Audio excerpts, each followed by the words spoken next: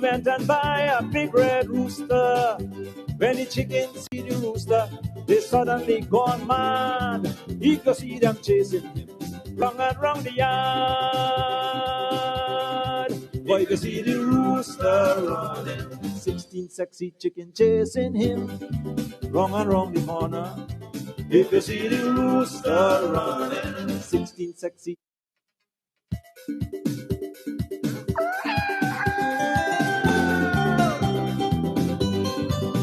All right, good. Yes, all right, thank you.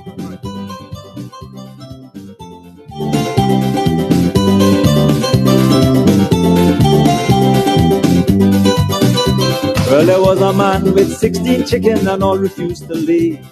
So he went and buy a big red rooster. When the chickens see the rooster, they suddenly gone mad. He could see them chasing him round and round the yard. Boy, you could see the rooster running, 16 sexy chickens chasing him round and round the corner. You could see the rooster running, 16 sexy chickens chasing him. He falling for murder.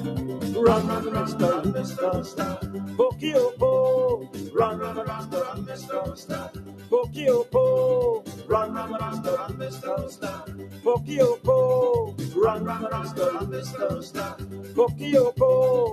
Man, the rooster galloping, he's moving very fast. 16 chicken really have him going. Finally, they corner him and refuse to let him pass. Stand up if you hear him blowing. And you can see the rooster running, 16 sexy chicken chasing him round and round the corner. If you see the rooster running, 16 of them, imagine. Born for murder. Run, Mr. Pokioko. Run, Mr. Pokioko. Run, Mr. Pokioko. Run, Mr. Pokioko. Well, they trapped the mister and they started advancing. We have not seen a rooster since October. We will treat you nice and bring you food. You will live just like a king. The history books will call you the chicken Casanova. But you see the rooster running, 16 of them and they're chasing him round and round the corner. If you see the rooster running, 16 sexy fowl and they're chasing him, he for never murder. Run, Mr. Pokioko. Run, Mr. Pokioko. Run, Mr. Pokioko. Run, Mr. Pokioko. Next morning, well, they had a funeral. 16 chicken crying in the place. If you see on your face. You are logged into the Ken Rampersaud show here on Island Zone Radio in New York. Chasing him, wrong and wrong the corner. The song is saying, "Run, Mr. Rooster." 16 sexy chicken chasing him. He falling for murder. Run, Mr. Pokioko. Run, Mr. Pokioko. Run, Mr. Pokioko. Run, Mr. Pokioko. Run, Mr. Pokioko. Run, Mr. Well, a very pleasant good evening and welcome to the Ken Rampersaud show here in New York. I have the beautiful young lady here, Rebecca Mohan Ram. Can you hear me, Rebecca? I see the smile. Can you hear me? Yes? Okay. Let me put up my volume a little bit. I can't hear you here. Can you hear me now? Jesus. Let me see.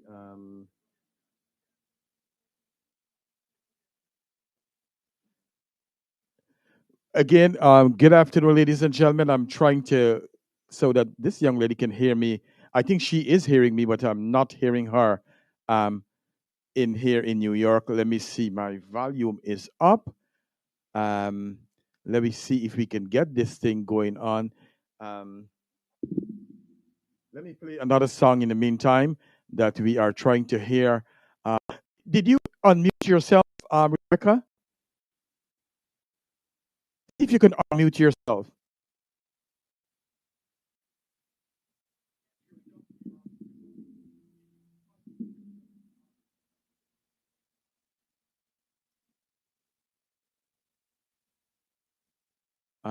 Jesus, I hate when this happens. Um, just bear with us, ladies and gentlemen. You are on with the Ken Rampersad show here on Island Zone Radio. I see she just logged off, so she is probably having some problem there in Guyana. Um, hope she join us back in just a minute.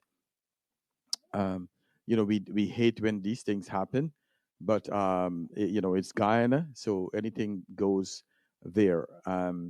So let us wait until she comes on back again. In the meantime, we can play another song that we have. Let's go with another song. In the meantime, she tuning in.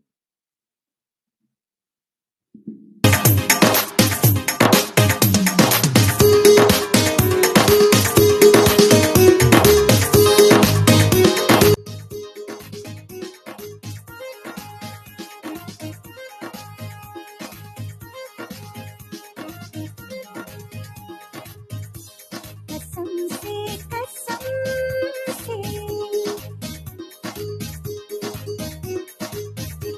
कसम से कसम से कसम खा के कह दो कसम से कसम से कसम से कसम खा के कह दो कसम से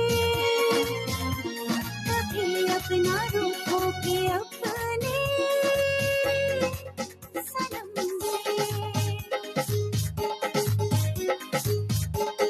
सनम से कसम से कसम खाके मैं बोलूं कसम से कभी अब न रूठूंगा अपने सनम से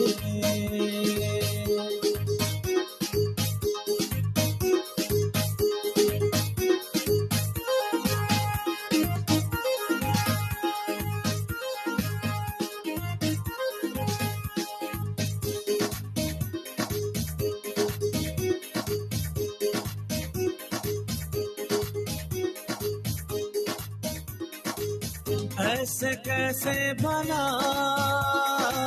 मुस्कुराता रहूं तुम शरारत करो मैं मनाता रहूं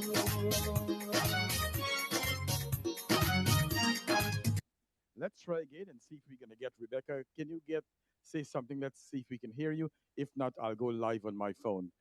You are live with Ken Rampersad show here in New York. Are you hearing me, Rebecca?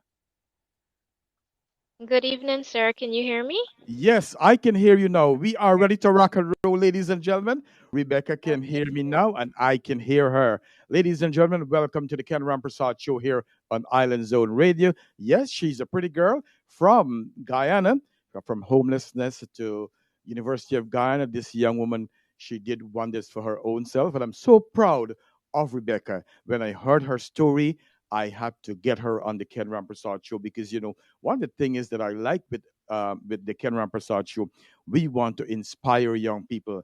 And young people, I believe that they are the future.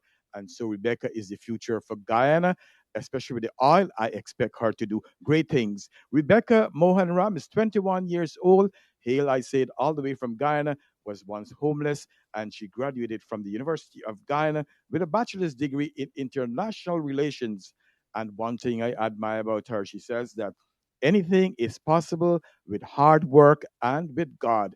With those kind of things and those qualities, I'm certainly sure that she will do great in her life. Rebecca, welcome to the Ken Rampersad show here on Island Zone Radio.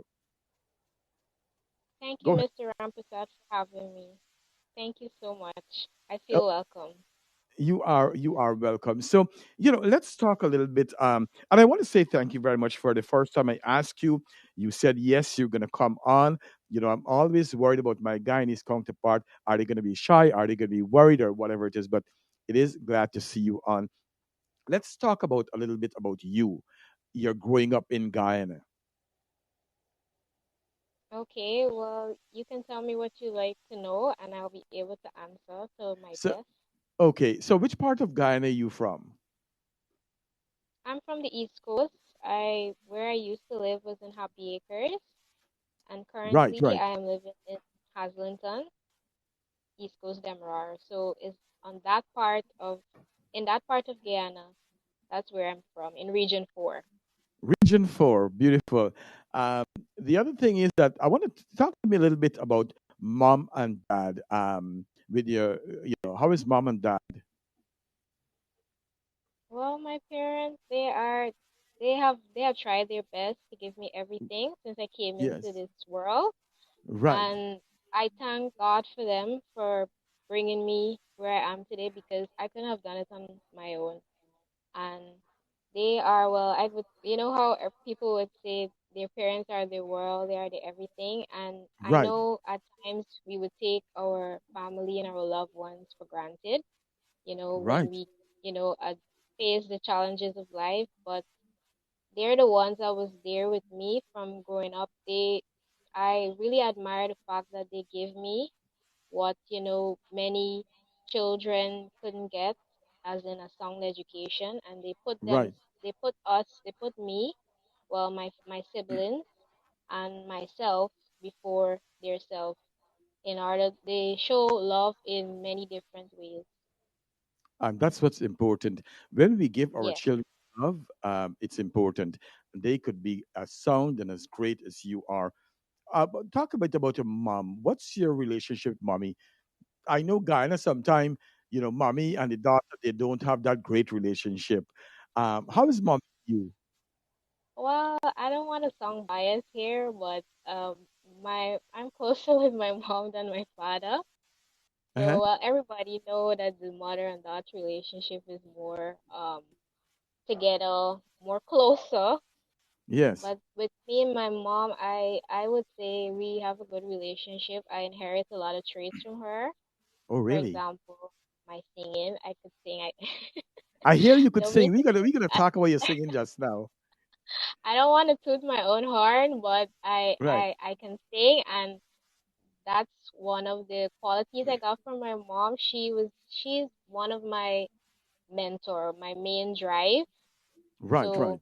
I would say we have a very good foundation in the terms of a relationship. She motivates me, and at times I would, how young people we would get in our little mood and we would behave in, as Right. in way like, oh, we would think, oh, our parents are not doing that much for us, but at Right. times I would reflect and I say, oh, I thank God for having my mother, especially in my life, because I know a lot of people out there they didn't get to have that motherly affection, that mother love, and I say, I thank God, Lord.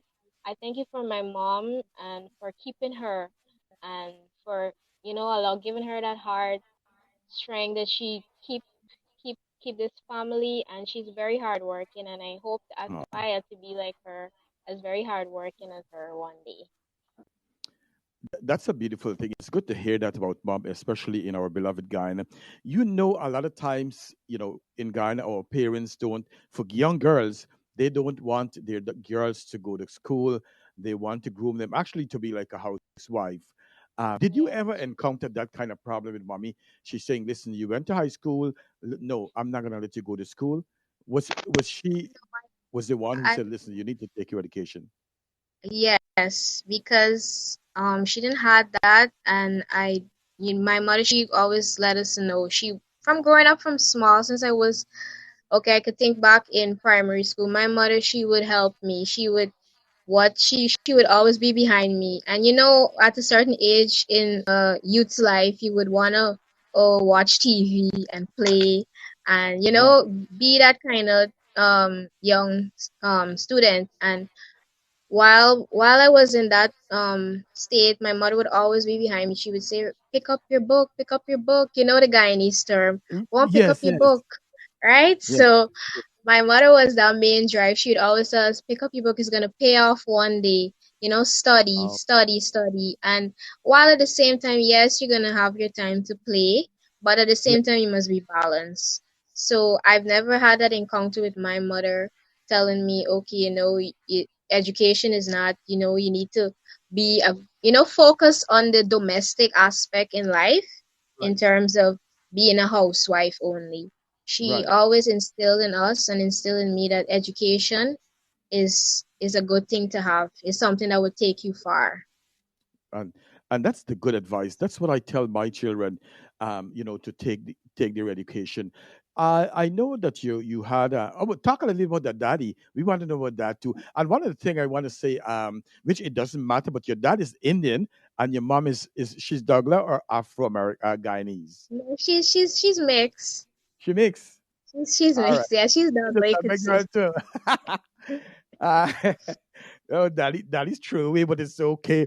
The good thing is that they're bringing the world a beautiful daughter, which I'm very proud of you. And I Thank know you, thank we you. are proud of you too, which we will hear from her parents in just in about half an hour or so. I know you spoke about listening to your story. I know you spoke about your grandparents. Um, how has your grandparents really influenced you as a person?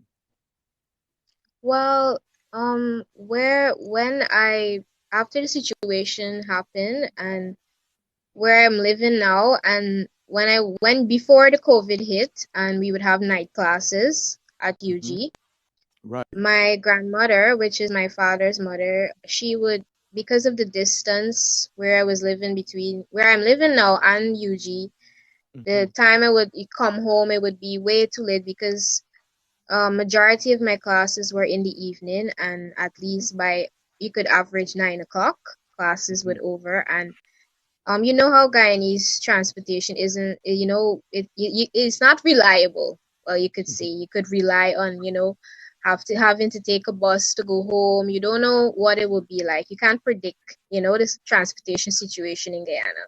Right. Right. So my grandmother, she lived much closer to UG, and Okay. she would assist in terms of having me to stay over by her.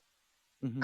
When I come home from classes, I would go by her after classes, and I appreciated that because she would, take me in, even though it wasn't a regular, as in like every day or it would always be like every week, depending on if my father's not home to Hmm. bring me, because sometimes he would have to work in the night. So Oh, due to the, as a girl, the road out there is not easy, and with all the crime, and my parents wanted me to make sure I'm safe. And my oh, that's grandmother, she stepped up and said, "Okay, I'm gonna let Rebecca come and stay by me. It's no problem. It's okay." mhm, So mhm. yeah, Oh, that's nice. It's good to have grandmother and grandfather around. And which school you went to in Ghana? Start with your primary school education. I went to Montrose Primary School, Hmm. and then later on, I attended a North Georgetown Secondary School Okay. So in Georgia. you wrote CXE and so on. Yeah, I wrote TXC there, and Very good. yeah. That's good. So let's talk about your University of Guyana life. I know that has been very challenging for you. So let's start. Was it an easy to get into University of Guyana? I wouldn't say that. Well, at the time when I enrolled, which was in the year 2017, that Right. was the last year of paper application, because everything now is being done online. Really? Wow. And they didn't, okay, you wouldn't know, it's like being accepted in a university or in a school. Okay, let's say a top institute, and they wouldn't say, okay, whether or not, they won't guarantee you, right? And I didn't have that guarantee that, okay, you will be accepted. It was just like a regular process. You pay your processing fee, your Right. application fee, and you just had to pray and trust that, okay, I will be accepted. And I applied, and I was awaiting. They didn't say okay, oh yes, or whatever. It was just like a normal process we all go through wherever institution we may have been or whatever we sign up for. They would tell you, okay, this is the process, Right, right. and that's how it was with UG. And when they told me to check back, depending on which day, I can't remember which day I went, but Hmm. it was in the same the beginning of a week, and I went with my father, and he had to work, and they told me to check back with them after I filled out the application. So I Right. went with my mother after, and it was a long waiting because everybody wanting to enroll, and we all know thousands of students enroll in University of Guyana. So I was hoping I get to be one of them because I know many don't get to be accepted in university. And when my mother, she accompanied me to go, and I got through, and they told me, okay, you can start your classes so and so, and they gave me my timetable. Yeah, so that was the beginning of it at first. Good, good. So, ladies and gentlemen, we are talking to Rebecca Mohanram, a 21-year-old. She hails from Guyana and she graduated from the University of Guyana with a bachelor's degree in international relations. So we are talking to her today. Nice young little pretty girl, 21 years old, and I like that to see young girls, actually, young kids trying to better their life. So, how was life, university life? Was it tough for you? Was it challenging? How was it? You Well, was a I bad would girl. okay, I'm gonna say it was it was challenging at first because I had to adapt to a new environment. First of all, I didn't know okay what to expect. First of all, the building, the whole environment, I didn't know my way around. I was, baffled to I had to ask for directions because Oh and Lord. I would feel I felt out of place because I tried to remember, okay, this is point A, so I don't Yes. have to be going around in circles. And I Okay. recall asking various students. Sometimes I asked students and they didn't know themselves. So Oh Lord. I had to say, listen, okay, make my own landmarks in Right. Right. UG and Yes. say, okay, this tree here, this is a tree that's gonna be the front tree, and the back tree is this marks where I have to go for the first class. That's how at first it was like, in terms of getting accustomed and getting sorry, to be adapting in UG environment because I would be honest and say when I got the timetable, I didn't understand anything because it was in these codes Right. in Right. terms of the courses you had to take, and it was the first letter of the course and the number, and I didn't understand. There were times when I even go into wrong classes, right? Oh I Lord. thinking I was in the right class, so and then Oh Lord. I would ask, "Is this the right class?" And then, that was my first experiences in the first 2 months, first, and eventually I adapt. I met people that was doing the same program as me, and Right. I Right. would try to, link up with them and to keep on track because there were certain things I wasn't aware of in my first year at UG in terms of what you have to do, like in terms of classes. It was all so new to me Hmm. because Hmm. I know UG would have the what you would call the introduction session where they would have you come in, and I missed that. I didn't get to be a part of that. I wasn't aware of Hmm. that Hmm. because many students enroll, and they enroll till after certain things that they would have. So Right. when I got there and as I progress and move on, I got the hang of it in terms of Right. the adapt adapting the environment. And as time go by, I get through with my classes. I got to be with students like myself who Hmm. were in the same class with me, and they helped me. We would come together, oh, reach up for classes, how it would be. Right. So Right. at first, it was a challenge. It was a challenge to adapt because it was all very new to me.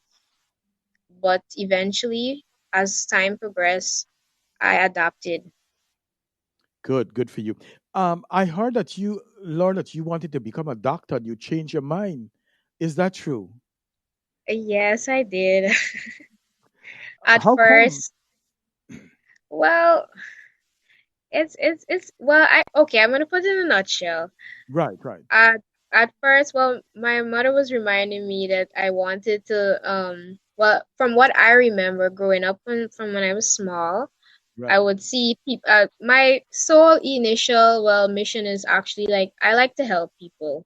right, right. So at the stage of primary level, from what I recall, um, I would say, okay, I want to help people, and the things I used to read, the books I used to read was scientific books, what and Hmm. what's not. And Yes. I would look at programs and see, oh, and I would hear everybody when you know growing up, people say, oh, a good job is a doctor, a teacher. Right, And right, right. what, yeah. So I said, I'm gonna be a doctor because doctors they fix people, they help them, Mhm. they make you feel better. Right. It's a good But thing. as time go on and I progress when I entered into secondary school, I started to read these mystery novels, these mystery books, these Right. books with it all came to me at first when I was reading this famous book. The name is Nancy Drew. Many know it. Everybody know And that I read too. yeah. She's a detective and her father is a lawyer. And Okay. I was at I think it was the age of 13, yeah, 13 around my early teens. And I was reading and I developed an interest and as I started to look up on my own, I wanted to know what a lawyer is, who's a lawyer. And it was in the family, like I've heard of people in my family, my mother's side, they would, speak about law and I didn't have that much knowledge on it, but I did my own research and my own studying and I said, I think that's what I want to be. And as in terms of it wouldn't change my perspective on helping people Right, because right. a lawyer do help people So, and I still want to, I said, okay, I don't want to be a doctor anymore because okay. I realize, I love a challenge and not Yes. to speak down on any doctors or No, you go ahead and anything, talk. but Yes. yeah, but I mean, the that line of me changing my career choice, it spoke to me to, that draw me more closer to, okay, I want to change from Right, right. being a doctor, becoming a doctor. So, what you want to become now? What's your goal? I like I like to become a successful lawyer. Amen. Hallelujah. That's good. That's a good thing. And Yeah. that's not bad. That's not bad. So you are like my good friend Joshua. He wants to. He's a lawyer now. So the good thing is that you can always reach out to him. That's like your brother. I tell everybody who comes on the Ken Rampersaud show, we are family. I'm like your father now. You know what I'm saying? Um, I'm like your adopted dad now. Moving forward, Okay. so yeah, I am so proud of you that the good Thank thing is you. that you have a vision and down the road as we're talking. So who do you see yourself like in 10 years from now? Well, I see myself practicing. As I said, I would like to be a successful lawyer. I own Okay. my own home, probably my own firm, start my Right. own firm, and at building a successful life, not only for myself, but to be Yes. able to inspire and impact others through Yes. my faith and through what I went through and through what I believe in. Be able to inspire people, probably start um what you call a an Prophet. non-governmental organization and Amen. be All able right. to impact young students, young youths out there who feel that they might not have a second chance. I want to Right. be able. I see myself the next 10 years being able to inspire people with my life through what I believe in, and tell them this is not the end for you. Don't give up. Right, beautiful. And to be honest with you, that's one of my goal why I bring people from Guyana and young people on the show. so their stories could inspire others. My last question before I play a song for our audience, and then I'll see some shout outs to them. We have a couple of people watching, and I'm going to read you their comments. Beautiful. So, do you think that education should be free in Guyana? Yes, I do. I strongly believe that it should be, of course. Yes, yes. Okay. That's a good thing. And I believe so too. So let's go with another song. And when we come back, we will continue No our problem. question. All right. Great.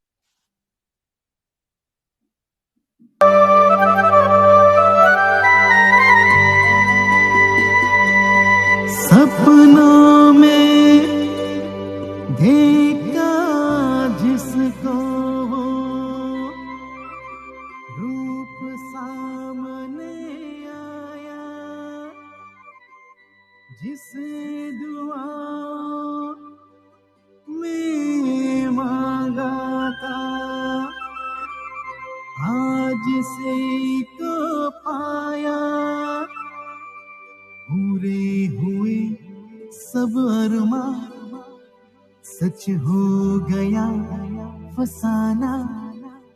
मेरी खुशी का रोको ना है कोई ठिकाना। उसके तन के खुशबू मेरी सांसों को महकाए।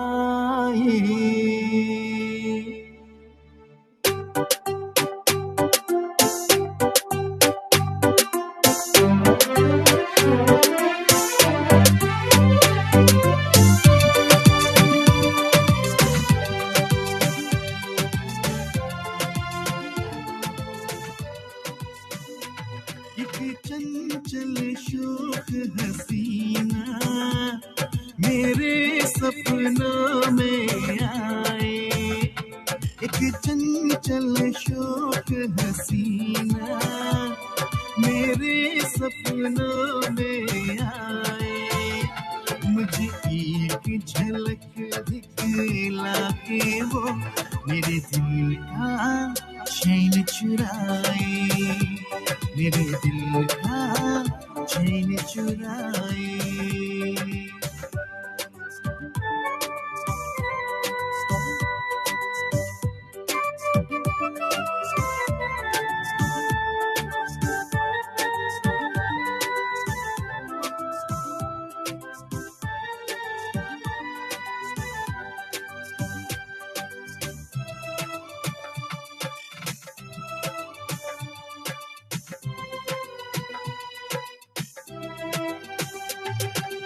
होठों से मदिरा छलके, गालों पे हैं अंगारे। फूलों की जैसी खिलती जवानी, नैना नशीले हैं खजरारे। होठों से मदिरा छलके, गालों पे हैं अंगारे। फूलों की जैसी खिलती जवानी, नैना नशीले हैं खजरारे। जैसे नागिन भोले ऐसे चले भड़का के, मदहोश कर दे मुझको देखे जो वो शर्मा के। अभी खुले जो जुल्फे उसकी, घटा गगन से छाए। चंचल शोक हसीना मेरे सपनों में आए। मुझे एक झलक दिखला के वो मेरे दिल का चैन चुराए। मेरे दिल का चैन चुराए।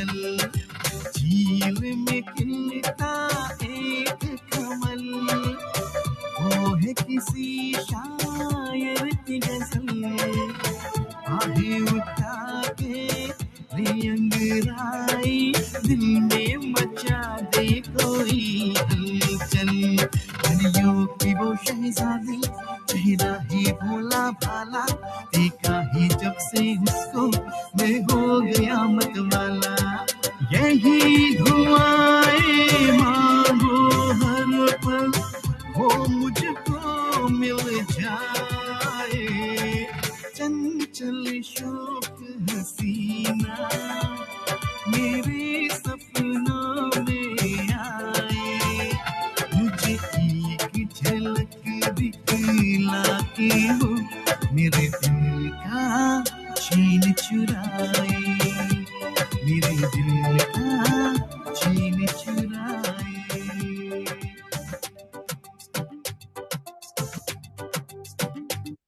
Welcome back to the Ken Rampersaud show here on Island Zone Radio. And yes, I'm speaking to the beautiful Rebecca Mohanram, all the way from Guyana. She graduated from the University of Guyana with a degree in international relation. And yes, she is a budding lawyer. So probably when I go to Guyana, I have to make an appointment to see her. But I make no appointment. I just walk in through, you know. So that's good. She's following the footsteps of Josh, one of our other frequent guests. And I hope that you can come back. Also, I want to say thank you very much to DJ Fess, Rowena Lal, John from Queens. If you guys don't know John from Queens, what he does is after my show, he copy it and you guys could watch it back on YouTube tomorrow. So your story, Rebecca, would be on YouTube for a long time to come. You can always show off to your friends them that listen, I was on the radio in New York. Also, Okay, thank you. yeah, you're welcome. I also want to tell you, I want to say thank you very much to my aunt, Dolores Sigobin. She came, and that's my aunt. She brought me to the United States, and she spent 2 nights with me. I was surprised. Not, I can't say I was surprised. I was so happy that this morning, before she leaves, she says she put $50 on my hand and said, "This is towards your show." So I have to tell you, my dear Rebecca, I have a good news for you that I was able. I don't really give anybody money to come on my show.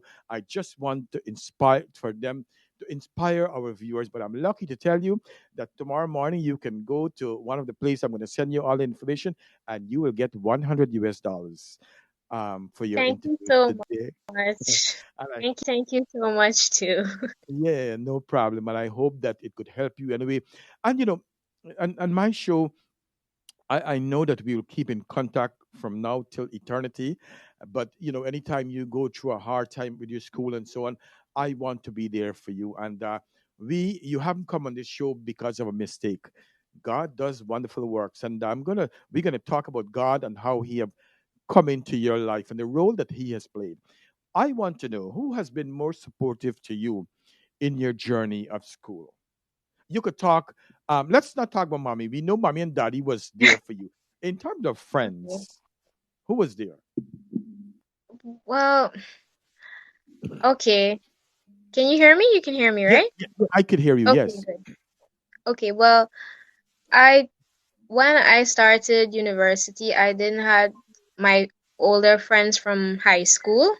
I Mhm. didn't had they didn't started with me. Well, I didn't had them. I had my close friends, they were okay. Some of them decided to go and work after, or they decided to apply at other institutions Right, to right. study. So basically, I was on my own. I had no friends there, friends that I know of. But Mhm. as I started, I met a few. There was, I don't remember all of their names, but I know them. They know me, and I know them. And Right, right. I, at first, when I wanted to know directions in terms of where was class, and I remember asking a particular girl, and she was she was willing to help me, and I decided to get to know more about her, and she said, "Okay, yes, I'm studying the same thing as you." And ever since then, she was okay. After, we would go to class together, and there were other I remember the specific class, sociology, and I didn't know how to get there, but I did on my own, and I remember seeing a few familiar faces. because in UG they would have the big class and the smaller classes, Hmm. and I Hmm. eventually started the smaller class first before I go to the bigger class, and I saw a there was this guy and this other girl, and when I go in, I remember them. I say, "Weren't you in the other class that we had last week?" And they said, "Yes, they're studying the same thing as me." And eventually, we end up having to do a group assignment together, Right, right. and from then we exchange phone numbers, we discuss whatever, and I felt, because I'm more of a person, okay, I'm not, I would say I'm not that outgoing, as in I Oh, would be that secret friend who would, okay, I admire you from a distance, but I won't tell you, right? I'm more shy, okay. like kind of that shy Right, right, friend. right. Right. And I was intrigued and I was interested to get to know more about them. So as time go by, I developed a relationship, student and student, both relationship, and then eventually we became friends. We would, end up talking about our family, make jokes. Sometimes after class, we would even talk things that is not university. Well, more on a social level. Right, right, right. And yeah, and I tend not to forget my high school friends and say, oh, and then the Guyanese term, people say, oh, you forget me, You you feel know. big now. But yeah, You feel yes, big now. but yeah, but it wasn't like that. It was just that when you're in a new environment, you tend to be around and gravitate more to people that is in the same line as you. And that is, I needed those people to help me, because when I didn't understand certain things in my schoolwork, I can't go to my old friends and have them explain to me, or needed their help. I needed the ones who were around me in my circle, and I appreciated some of them. They, because I've met people in university, I won't call them as my friends, but we all did the same thing. And people would tend to be selfish. They felt like if they were helping you, it would bring them down. Or if Yeah. I'm helping you with your assignment, it would make me lose marks. And I would never understand that, because we're not doing the same, topic or whatever. But I had really good people around me at that time. We did our group assignments. We'd always check in line. Sometimes when, we would go up a day when we don't have class and study together. And I appreciated them for that. And I thank God that I was able to find the right people to help me along the way in terms of my academic UG life, because I will not say I knew it all. I can't say that I knew everything in Right. terms of the certain topics, the certain, the study along the program that I studied, right? And they were there helping me. Sometimes what I didn't know, they were able to say, okay, this is what you need help with, Rebecca. This is what, and for that, I'm thankful, and I was very appreciative, and I made sure when that moment passed with the graduation, I let them know that, hey, I'm glad I met you guys, and you help. We all played a part in each other's journey, whether big or small. Okay, let me share. Let me share some love with the people that's watching us in the shout box. I am not sure if you can see the people who logged on. So I want to say, Chani, a very good evening to you. Ramjit Ramnarayan, a very good evening to you. My good friend Sabita Kumar, good evening, my dear. Sharmila Sarup is watching us from the Netherlands. Ali Sun, a good evening to you. Devika, good evening to you. Um, Faizan Baksh, good evening. My sister Naomi Ramdas, good evening to you. Dolores Sigobin is watching. I'm going to give you a minute to tell her thanks after I finish. Robin Bikram, a very good evening to you. My co host is watching, Miss Radhika Olarti. I'm not sure if she's going to be in this evening, but definitely check us out tomorrow. We will talk about this is Women Empowering Month, and so we'll talk tomorrow about how can we empower women. And Rowena Lal, thank you very much too. She says, great job. Leon Court, I don't know. I see you have a boyfriend. I'm not sure if he's watching you at this moment, but let's see. We have Maria Harris. A very good evening to you. Um, let's see. We have Ravindra. He said, great job, Rebecca. Anil Ram, very good evening to you. SPRIBBC is watching. Nanda C is watching. Thank you very much. Sunil, um, good evening to you. Let's see, we have Suraj, good evening to you.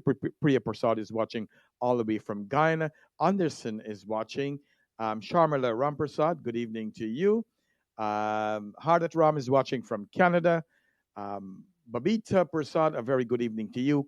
Kamla Dwarka, good evening to you. My good friend Dr. Love, Harry George is watching from Canada. Good evening to you. Let's see, we have Harriet George. Guavaman is watching. He says the Cruchelo Labor College needs to get rid of certain criteria concerning admission and entrance if it's truly about giving people a second chance. And let me tell you, I believe in second chances. I get so many second chances, but I took all of them and run for roses with them. I fly high with all my second chances. So I believe in second chances. I believe in giving people a break despite how much time they fail. Judy Lidra, a very good evening to you. Graves Andy Singh, a very good evening to you. To all of you guys that's watching us here, I am speaking to Rebecca Mohan Ram, 21 years old, who hailed from Guyana. She was once homeless, and we will talk about her homelessness in just a couple of minutes. She graduated from the University of Guyana with a degree in international relation. Stacy Mahes, a very good evening to you. Amrit Samal, good evening to you. Esther B. Maraj, good evening to you. Tina B. Singh, good evening to you. So let's continue with our question to our beautiful young lady here. Darius Sigubin is watching you. She sent $50 to you, so you want to say thanks to her. So I wouldn't have to say it for you. I didn't get her name clearly. Delari Sigubin. Okay, thank you so much, Miss Delari Siegelbin, for your donation. I really appreciate it. It's very much appreciated. Thank you so, so much. Thank you. Much And my good, gratitude. yes, man. I always like to make you guys happy. You know what I mean? You know how it is. Not like an extra little penny. You know. Let's see. We have Kumi. Kumi is watching all the way from England. So we got people all over the place watching. So yes. So I learned that you were homeless. How you became homeless? Well, the property where I was living in, I grew up there basically, and it was my my grandmother's place. Really? And yeah, I didn't know of, okay, at the young age where I was, I didn't know of a certain court matter. The property was in court. Mhm. And when I came to learn about it, okay, we had faith and trusted God that we would be, rightfully, what you would say, the right judgment would have passed. But if, Right. as time progressed, we were wrongfully accused and wrongfully evicted, because according to the law, if you're supposed to be evicted out of a property, you're supposed to have time, and Right. at least with notice. But that didn't happen in my case. I would That was unlawful. Judgment, unlawful eviction came, and it just happened so fast. I didn't process it, at the moment. It was till days after, weeks after, then it registered into my conscious. How Mhm. it happened the day I was at home with my mom, and these people showed up here, and they were saying, oh, it was a long ongoing matter. I can't remember all the details in terms of the history, Right. but I can't forget that day. As long as I live, I'll never forget that day. That trauma. It was traumatic for me, I know. as Yeah. a young person. Right. The place where you grew up, you never thought that, okay, your clothes, everything is thrown out there, everything, you don't had chance to, okay, say at least a day to pack your clothes. It's just these people coming, Really. raiding your property, telling you, okay, you have to get out now. We don't care. We don't want, and, I was crying tears that day, and I look around and I say, God, Lord, I start to, as I'm a Christian, and I believe, God knows the best. But at times when we, reach challenges in life, we would tend to question God, right? And it's not my place to question God or say, you know, who He is, where are you? But in that moment, I didn't know what to do. And I wasn't even well that day. But when that happened, when that traumatic experience came and that situation was occurring at that very moment, like I didn't, how I was feeling, the sickness I had, like, it just vanished from me because of what was happening with my whole my family, all our stuff, everything. And I believe that, in fair justice, and I know that one day I will get fair justice for what happened, because now I'm not living in my own home. I'm staying my mother's friend's property. Mm-hmm. And ever since that um thing happened there, how I became homeless. I say I'm homeless because that's where I grew up. That's where I knew I was born. I didn't born there, sorry, but I was raised there. That was Right, home right. for me. I Mm-hmm. grew up there. I remember, I still have the memories of my childhood there, going going up the step, going up. You know what it's like as a Eh, child, and I had the sense, I had the knowledge to know, okay, right. this is what I am. Certain memories can just disappear from my, even though we would say, oh, there's a past, forget about it and move on. That's not it for me. Mm-hmm.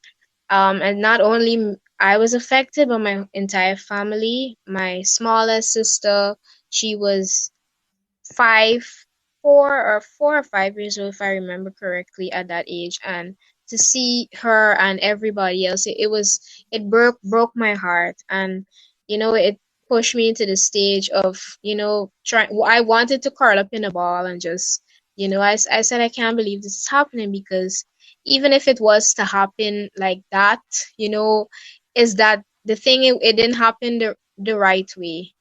That's the thing. It didn't happen, okay, as in the lawful way, how the law it was supposed to happen. Right, right.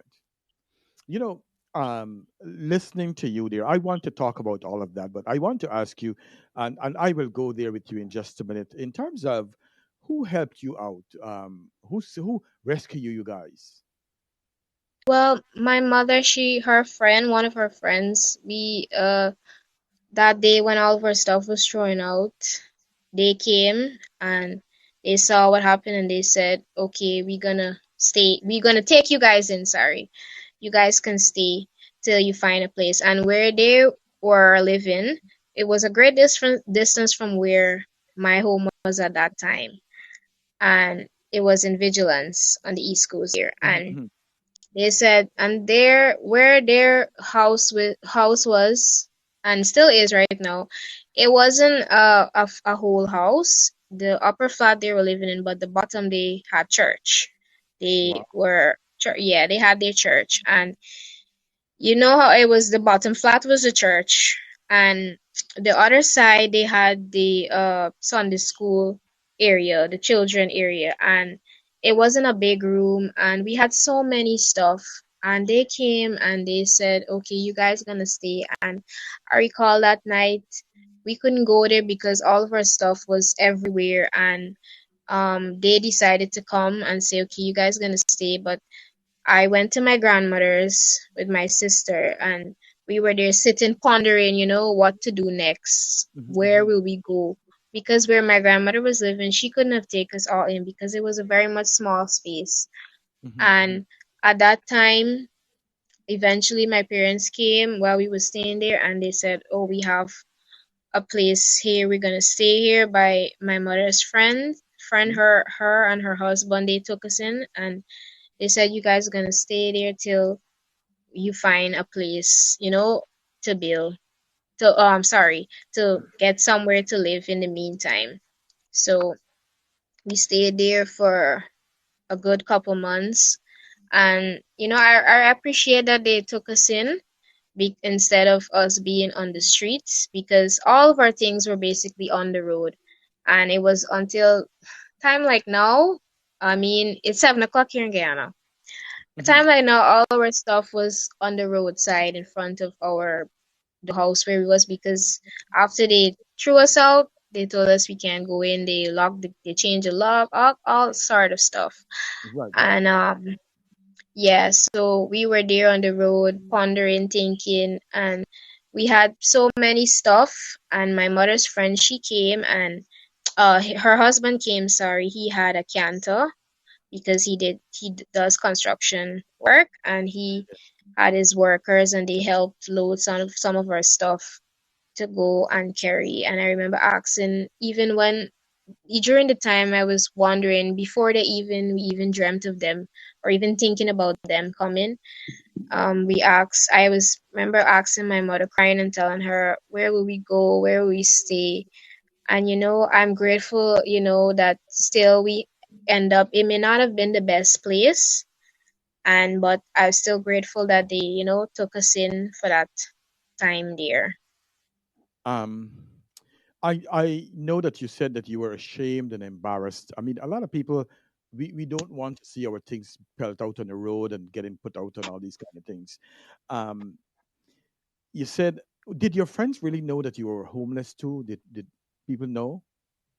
No, as I said, I felt ashamed and embarrassed. I'm not gonna lie and say anything about that. And I didn't have the guts, like we would say, to go and tell people, oh, like how we would say, oh, when you buy a new car, you would brag and go and tell, or even sometimes some people go through challenges in life, even death, they face death, Yeah, and yeah, they, they won't tell people, and then eventually later on the line, they would say, hey, but you didn't tell me this, and my friends and even my close friends and even certain family members, they didn't know.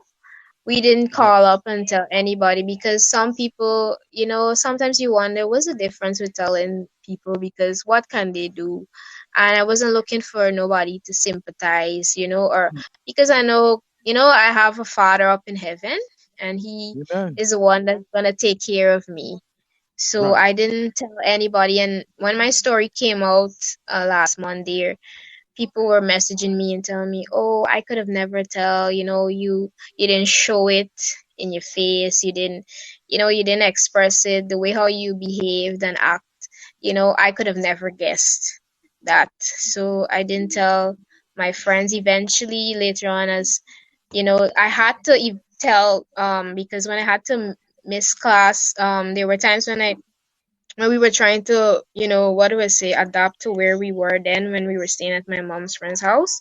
Hmm. I had to, I couldn't lie and make up excuses, because people knew me. They said, "Oh, Rebecca's not the type to miss class. She even Right. if she late, she would come." So I had to tell two of my classmates that I can't come, because, and they prayed with me, and they encouraged me. But I Yep. never, that was just for class purposes, for UG purposes, in terms of me trying to get my work done.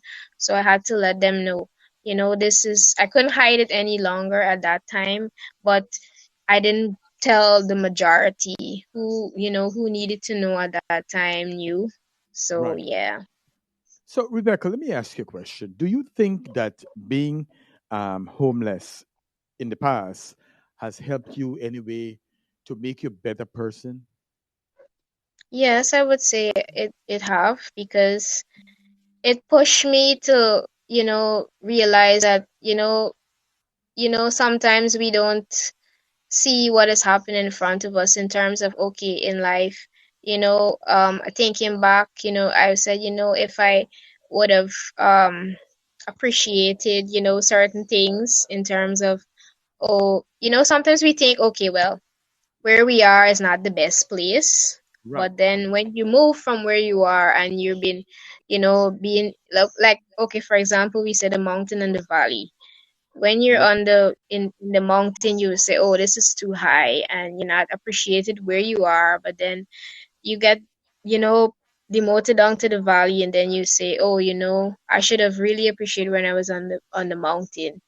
But so in that case, it opened up my eyes to realize, in life, how we deal with challenges, it already affects our outlook, because I couldn't stay down for long because I had to tell myself that I can't be pitying and crying and being sad because with that I won't get nowhere. I don't think I would have able to reach this far, reach this level in terms of being able to graduate. I had to push myself, get up and say, do this for you, do this for your family, to show others that and to be honest, in terms of my faith was shaking at that time because I didn't know, okay, if I would able to carry on because to deal with something like that is not easy mentally Right. because you're studying and you're balancing, the challenges of life. You have to deal with life at the same time, and that was a big thing that happened in my life. So because of that, I had to push myself. I couldn't, be down for long. Do you think that the government of Guyana is doing enough for the homeless population? Um, I would say no. I don't, in my humble opinion, because we look. I mean, I wouldn't. I can't speak it for everybody, but from what I Right. would see, right there's a lot of poverty. And I understand, sometimes the government would reach out and help. There certain parts, I mean, they can't get to everybody in one day or in Right. one term, right? But in terms of homelessness and providing home, I've seen now the government is trying to provide homes for people. But at the same time, I think it depends on the people themselves if Hmm. they want to get out of where they are. Because they are in cases where the government do try to help citizens and Hmm. let them know, okay, we're giving you an opportunity to own your own home, and we're gonna help you up to a certain level, but it's up to you now to say, okay, if you're gonna step up and say, okay, they've helped me to this level. I'm gonna do my part now and become a homeowner, get my own home, even if, because many people don't want to indebt themselves because of the financial difficulty with the economic and with all the what's going on right now in the world. And some people prefer to either rent a place because the kind of job they're working. So in my opinion, I think there's much, much more room for improvement in that aspect. Thank you. I will give my whole. I'm listening to you keenly, all that you're saying, and I really want to rebut some of the things to see how I can help you. But before I do that, I want to say hello to Singh, to my sister Anita Ramdas. Anita Daulat Ram. Sorry, don't be embarrassed going through hard times. I'm listening to your story, and I've been a nurse for over 30 years, and I want to give you a little something about me. Um, when I wrote exam CXC in Guyana, I failed all my exams to the last grade. I did not get one subject, and so there are a lot of hard times in life, and I hope that you can see past all of this and make yourself to be a great lawyer back in Guyana. Let's go and play a song, and when we come back, we will talk about some depression that you went through, um, and see how best we can help you a little bit. Okay. In the meantime, ladies and gentlemen, you are watching the Ken Rampersaud Show, Island Zone Radio. I see it's hot in Guyana for you. Just 1 minute, ladies and gentlemen. Let's get to this song.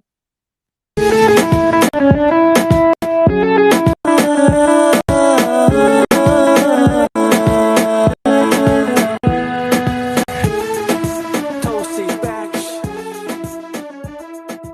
Triple T Productions.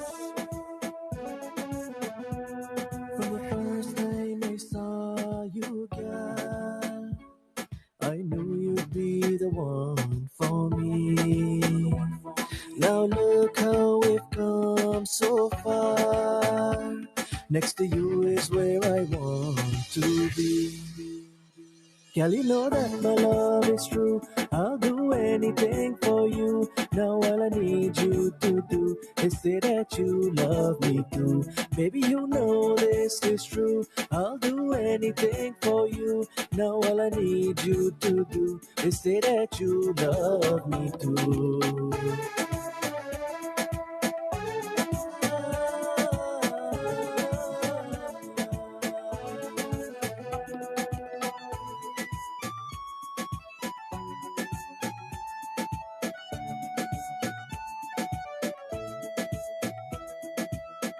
I think about you all the time, yeah, every night and every day. I want you always to be mine, yeah. My love for you is here to stay. Girl, you know that my love is true. I'll do anything for you. Now all I need you to do is say that you love me too. Baby, you know this is true. I'll do anything for you. Now all I need you to do is say that you love me too.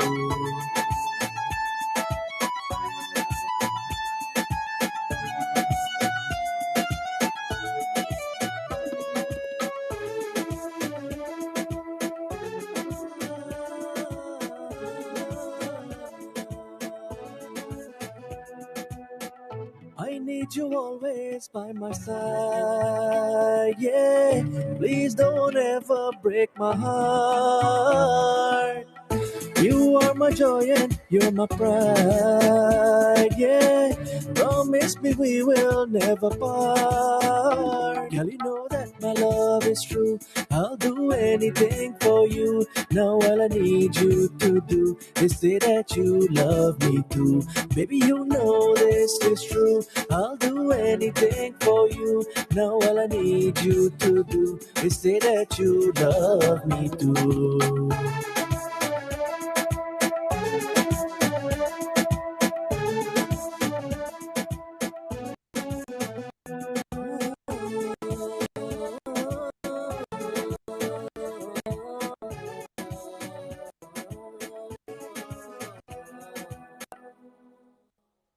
Welcome back to the Ken Rampersaud Show here on Island Zone Radio.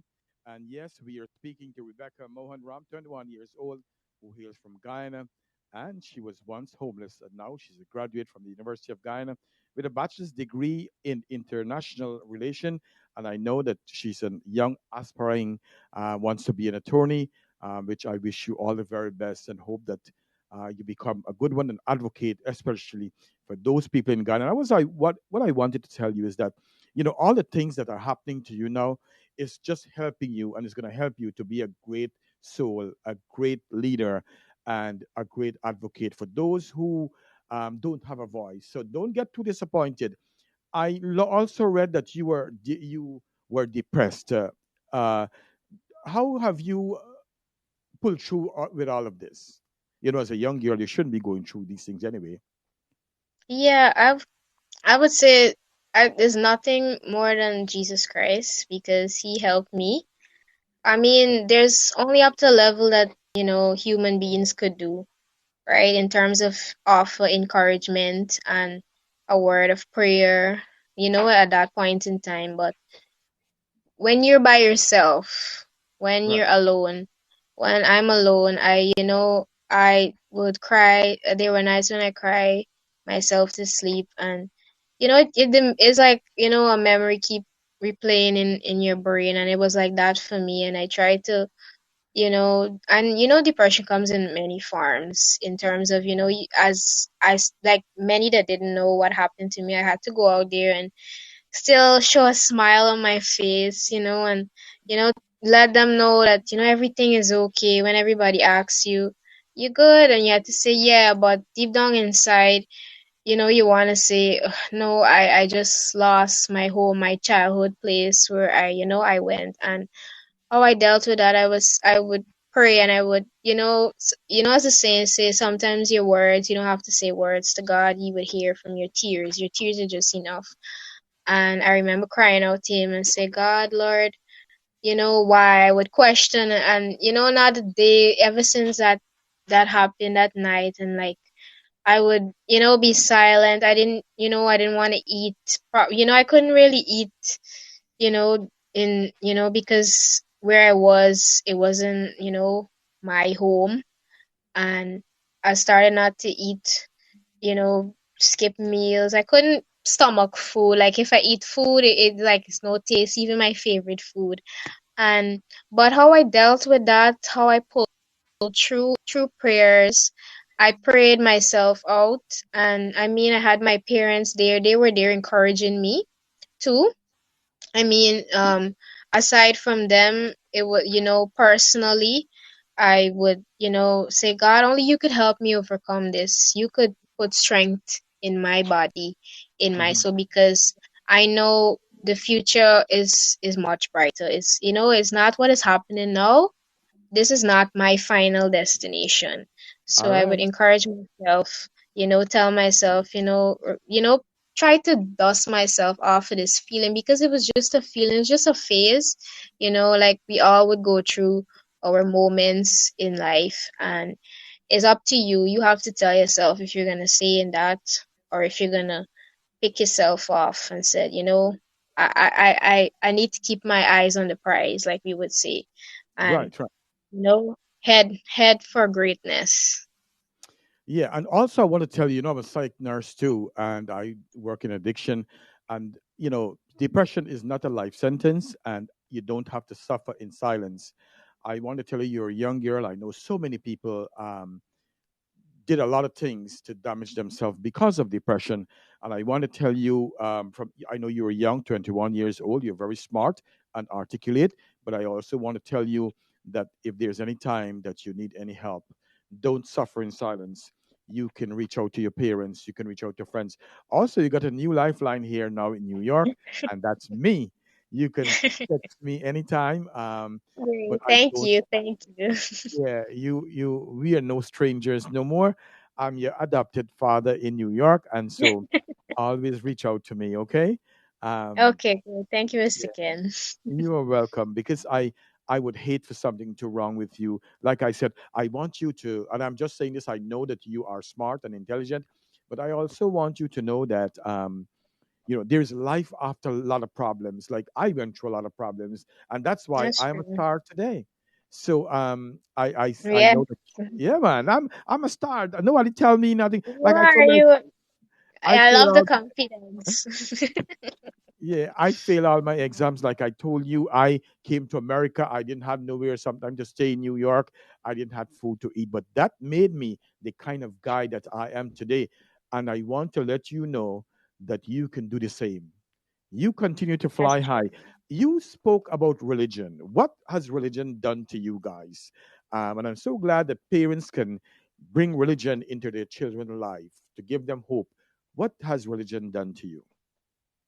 Well, it has helped me to find my deeper purpose and calling, because growing up, I grew up in church. My parents instilled that in me to, to serve God, live a life pleasing not only to not only the earthly moral values, because there are people out there, they would focus so much on religion and not on, in terms of how to treat somebody in, Right, right. in a normal world. But my parents let me know, especially my mother, she would tell me, tell us, my sisters and us, make sure you pray, make sure you read your Bible, and, that has everything there that you need to know in how to survive this life. And Right. that was an important part of my life. It was a major religion.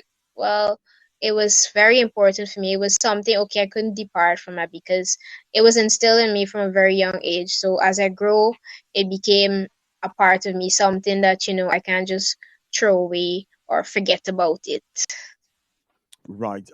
We just have half an hour more to go, but I didn't forget mom and dad. I'll bring them in just a couple of minutes from now.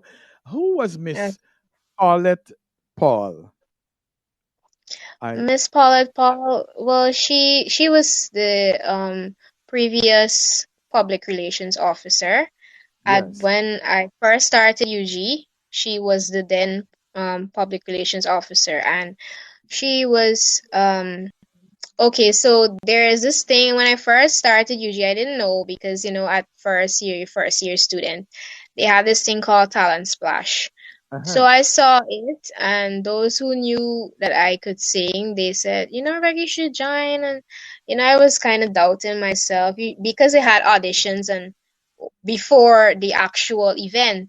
So Right. I said, okay, I'm gonna give this thing a try. And I went in, and they had many other students there, practicing, auditioning. Okay, this is what it's gonna be like. And I saw her there, but I didn't know her by name. But eventually, when we had to come and attend more auditions, practice, eventually, after they said, okay, we're gonna have you because, they had a certain amount of people who were gonna participate.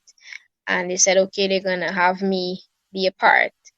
And then I learned of this Miss Paulette Paul. She introduced herself and to the other students. And the day it was the week, it was career day. So usually would have a career day, and after the events of the day, something like a little expo on the different departments in UG. Right. So after that, in the afternoon session, that's where we have the talent splash, where the different, various students would showcase their talent. And I was a part of that. And after that event, I was nervous to perform because I was there. They told me on that day right there that, you're the first person. So I said, oh my, and I started to get, those jitters where you get before you go on stage. But Yeah. after that, I sang my best, and then after that, I said, okay, that was, that was a good run. I didn't see myself singing back, anytime soon. And then it was right after the situation occurred. It was a month after, or I think it was a few weeks after, and nobody knew, as I said at that time. And they called me to sing at an event, and they said, "Am I on to your?" And I said, "Yes." And one of her assistants, they called me and asked me. They said, "Miss Paulette would like to have you sing, and you did a good job at the first time, and there's an event at UG there. They had the ambassador of China. He came in for a event at UG there. They had a seminar, and they wanted me to sing the national anthem. So Beautiful. I was very much, I was happy, and I didn't expect that because, there were many other students there that sang, and, I said, everybody could sing. So I really miss Paulette Paul, and from then she would call out to me and ask me to sing at the events. There were other students too she would call upon, but the fact that she remembered me among other students there, and she was so kind. And when her staff, they had planned a little surprise party for her because she was retiring, Mm-hmm. and they sent me a song that one of her favorite singers that they want me to sing. And she told me that she was surprised because she didn't expect me to come and sing. And I remember her, she dancing, and it was such a happy time. And I hated to see her go because she would always encourage me and tell me, Rebecca, we're so, we can't thank you enough for, you having us, we sorry, you coming here and sing, for us. And we really appreciate it. And I would always say, it's no problem. And I thank them too for allowing me to be able to showcase.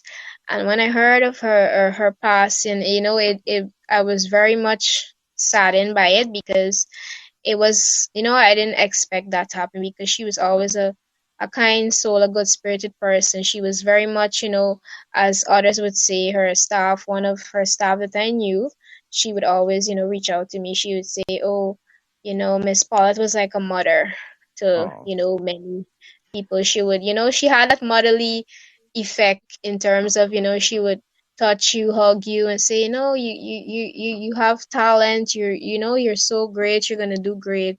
So yeah, she always would call on me whenever there was an event. She reached out to me and say, Rebecca, we'd like to have you, and thank you so much. let me ask you another question. I'm going to make you laugh now. Can you? Would you now? You think you could bust a tune for us? You want to Yeah, sing? You could sing a song like a two verse, and so you never know who's gonna watch yeah. you. You No, no, no problem, no problem, no problem. bust a little I can tune sing. for us. I can sing as this song. Okay, this is No, a very this is a one of my favorites, and go ahead. it's entitled "Trust in You." So I'm just gonna Right. sing the chorus, All right? right. So Yes, all it's okay. right, good.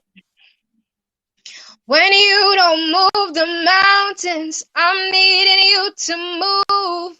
When you don't part the waters, I wish I could walk through. When you don't give the answers as I cry out to you, I will trust, I will trust, I will trust in you. Wow, beautiful, beautiful, beautiful.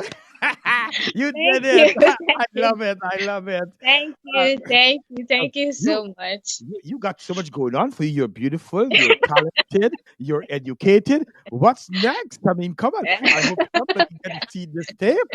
And you never know if somebody could book you. You know what I'm saying? Thank you, Mr. Ken. Thank you, Mr. Ken. You're too No, kind. no problem. Hey, Mr. Stanley Ramson, we're having fun. You see, Shanta Ramroop says, wow, amazing. And Judy said, amen. And Priya says, thank you. My aunt Dolores Sigubin says, bravo. You see how quick 2 hours going? But I have to rush through things. I'm watching Okay, time. no problem. I'm watching mommy. I have to bring them on in about the next 10 minutes or so. Now, what advice do you have for young people, young girls who was in your situation or who's struggling in life? What's your advice for young people? My advice is that to put God first, even when it's hard. Make sure you have that relationship with Him, and no matter what life throws at you, try to overcome it to your best. Know that, whatever challenge you're facing, know that that is not your final destination. That is not your end. Amen. And the storm won't always, as we would say, the rain won't always be falling. The sun got to come out. Yes. So my advice to you is that you never give up, no matter what life throws at you. Keep the faith. Hold on to Jesus. Hold on to God. He is your source. He's the one that has control over your life. So that's why it's my advice. My first main thing is to have a relationship with Him. Put Him first, and then even life challenges, the regular life challenges that we would have, or those that may have been in my situation, or have various other situations that I can't be able to compare to, because we all have our own stuff we're battling with. Right, But right. never give up. Just know that where you are is not where you're going to be all your life. you know Yes. Trouble don't last always. Amen. The Bible says something about what problems, joy cometh in the morning.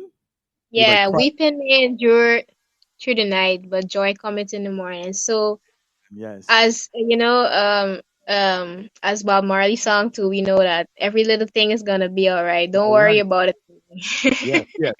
So I'm going to ask you for short answers here because I just have about a couple of minutes with you. What's the Okay. best advice do you get from your parents? To be strong. That is the best advice I get from them. To be strong in all life's challenges. Keep the faith and be strong. Good. If you had the opportunity to get a message across to a large group of people, what would your message be? My message would be, my message would be about, well, since I'm very big on religion and in terms of Jesus, I would preach to them and tell them, hey, Jesus is the way, the truth, and the life. And to let them know that, as I said before, my advice, that would be my message. To let them know, we all have our battles, our challenges, and to don't give up. What's the best, the nicest thing? I mean, I know plenty by them by must have said, "Lad, look at you, beautiful." But what's the nicest thing somebody has told you? Maybe that's something I that I you. really I can't really think of that right. Well, okay, the nicest thing. Okay, yeah, I just remember the other day when somebody they told me the nicest thing they said, Rebecca. I admire you're an inspiration to me, and Beautiful. you may not know it, but I secretly look up to you. Wow, that's nice. That's nice. Um, do you care about looks or brains? Yeah, I care about the brain, but I don't want to deny my looks. All right, I like that. Me too. Yeah, yeah. You gotta look a little good. You know what I'm saying? Yeah. Um, do you care about making money or pursuing happiness? I care about pursuing happiness because money doesn't bring you happiness in my book, in my opinion. Because there are many people out there that have money and they're not happy, and money can't buy happiness. So All right. it's about happiness for That's what I'm me. talking about. A young woman who's brilliant and knows how to answer her question. Probably you should go for Miss Guyana, and I'll be supporting you. I told you you're gonna Um, have fun on my interview. I um, am having fun with the Ken. yeah, yeah. What motivates you to do your very best every day? What inspire you? Uh, my situation where I went through, I would say that inspired me because I want to be the best version of myself every day. And also, I have, my parents, they would always tell us, make sure that, you have to plan the life that you want now for the future to let you know, okay, this is what you're doing. Okay, I always remember this quote. I have it, I would reread it every day that what you're doing today, it in your life today would able to say, okay, what your tomorrow will be, what your future will be. Yes. So, yeah. What apart from me? What three things that makes you smile? Okay, I would say food. Oh, you like eat a lot. Go ahead. Go ahead. He doesn't eat Yeah, that good. food as in like chicken. I need chicken. That makes me smile. Oh God. Uh, I, yeah, and chocolate. you like Yeah, that too all right. makes me smile. Yeah, chicken, chocolate. We put on the category of food. Yeah. Um. Okay, and when I hear music, my favorite song, well, if it's a nice worship song that I like, one of my favorites, that when I play it, I would smile. That makes me smile, and um, well, my own jokes. I Good. make my own jokes and Really? I smile and laugh at them. I hope that I'm just throwing this as a joke though. I hope that when you see your boyfriend, you smile a lot too. Um, Yeah, yeah, right? I do. I went through your profile. I was like a little detective, because I never spoke to you before. What do you really do in your leisure time? Um, okay, I would read on my phone. I would read random news. Always want. I'm that person. I always want to keep up with the times in terms of what's the latest. So Okay. in my free time is either that I'm doing or I'm watching documentaries or series in order to enhance my knowledge in the crime world and those stuff. Right, things that were happy. Anyway, I'm gonna play another song now, and we can bring mom and dad. I didn't plan any question. I'm gonna just go off my head. Let's hear what they think about you two. So get mommy and dad on, and I'm gonna play another song. Mr. Ken, Yes. They shy? yeah, my father, my mom, but my father will be coming on with Okay. me. Oh, he's shy. All right, no problem. Mommy Yeah, gonna come? no, my father will be coming on. Mommy Oh, is he shy. will? Oh, he's gonna come. Okay, good. Yeah. Okay, you could bring him. I'm gonna play another song and enjoy this one Okay, song. Okay. great. No problem.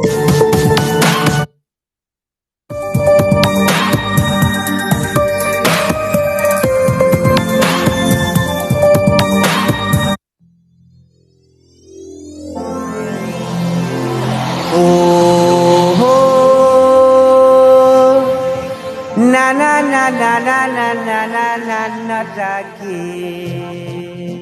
Oh, you leave me now. Make you leave me for man. A man with a big, big van. She don't want to eat the wagon. She looking for a four-wheel van. Make her leave me for a man. A man with a big, big van. She don't want to eat the wagon. She looking for a four-wheel van. Give me all the time, girl, you're riding. Baby, I never hear you complaining. Make her leave me for a man with a big, big van. She don't want to eat the wagon. She looking for a four-wheel van.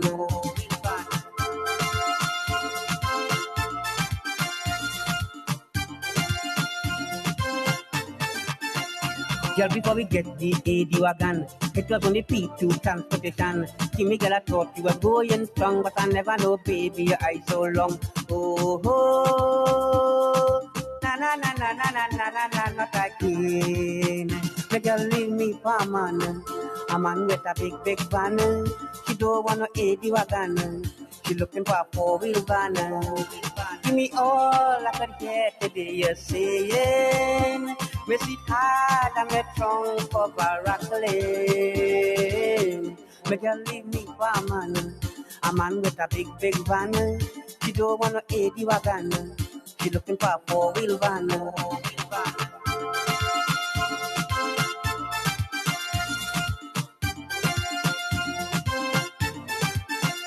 Gala try to fulfill all your needs, but you was overpowered by greed. Kimmy Gala finally realized you're like a puppy that opened the eyes. Oh, oh, oh, na na na na na na na, not again. Make her leave me for a man with a big, big van. She don't want to eat the wagon. She looking for a four-wheel van. Give me rain or sunshine, we driving. Now my AC not working and you're quarreling. Make you leave me for a man with a big, big van. She don't want to eat the wagon. She looking for a four-wheel van.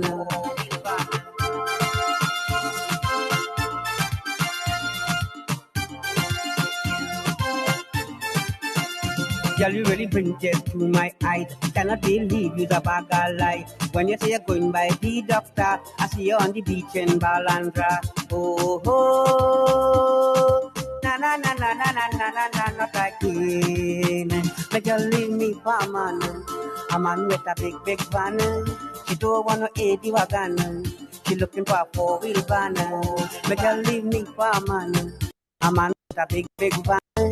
She don't want to eat the wagon. She looking for a four-wheel van.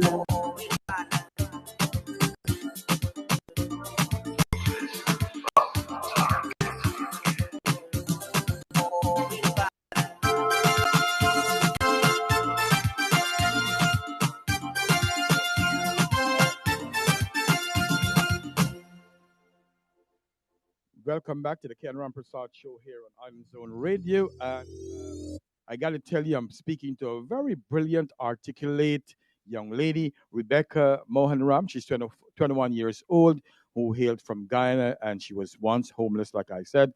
And she was graduated from the University of Guyana with a bachelor's degree in international relations. And I know that someday we will say attorney Rebecca Mohan Ram. So welcome, Dad. How are you doing, sir? Pleasant good night to you. I'm doing fine.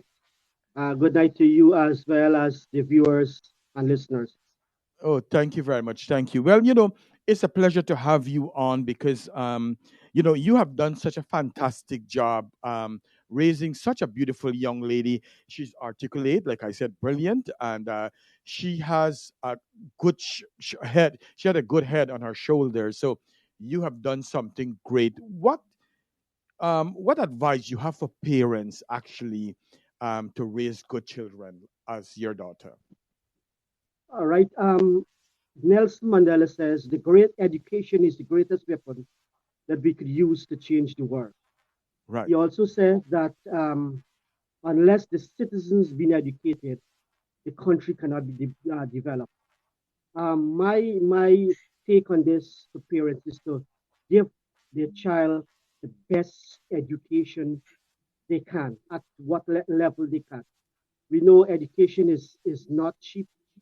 It's very expensive. There's a lot of money you have to go into that. Some people come from different backgrounds in terms of financial background. Some people may not able to uh, have that, but education does not stop when the parents stop affording them education. That individual as well could take it from there, get a job, and still further their education. Well, I could see where she gets her education from. Daddy, Daddy, Rebecca, you got it from Daddy, Yes, right? yes. Yes, I don't see that. So, so Dad, what? How do you advise her when she come with problem to you?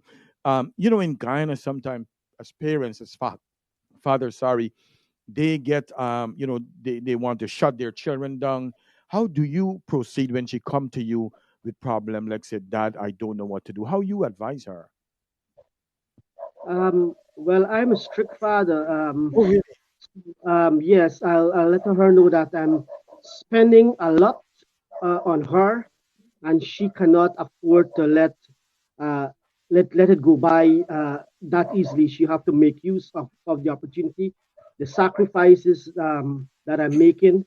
I left my wife and myself, the other siblings, my other daughters out, and we major on her. And to the fact of to that, she have adhered to that, and she have not let us down because we always be there. My wife and me will give her the best we could, best encouragement. Let her know that hard times come, difficult times come, but in the midst of the circumstances, there is a God that is able to see us through, and God gonna pull us through. And indeed, being graduated from the University of Guyana, all thanks to God for doing this. That's a beautiful thing. I got two little man, and when they graduate, when they get best Mhm. student and so on, I tear up a little bit and thing. So let me ask you, the day when she graduated, what went through your mind as a dad? Did you went? It E- was virtual. Oh, Actually, oh, I hate that. But how We did just had you? the picture day. We had picture day. That Oh, was okay. before the day. yeah, Oh, okay. yeah. To my disappointment, I would have glad to walk on the platform. Yes, man. Yeah, but due to COVID restrictions, they Right. did not have that open. It was actually virtual, where she just sat home and our name call and go through the normal. But we had a picture day where she had to go to the university campus and take some pictures. So I use that initiative as as it is, like if I'm there in walking on the platform and being next to her and taking out pictures, like if it's actually the real graduation in process. What were your emotional state? Did you tear up? Did you cry? Did you feel sad? I mean, not sad in that kind of way. No, I shouldn't say sad. Did you come to tear or anything? Like me, I would be crying. I can't take it. I have said I was happy because knowing to the fact that she mentioned what we have went through, and when you think there is people that is standing by your side, not they said there's not every person that laugh with you is your friend. All There are right. people who are just waiting for you to crumble, and God has pulled us through. And as I said, all thanks be to God. I was happy because I at one point I don't think as she didn't mention this, but when we go through that situation, she failed that year, of course, and that semester she had to do it back. There were more financial strain on me to get that money to pay back fresh again to finish that course because we don't want her to go over to the next year with a backlog of courses.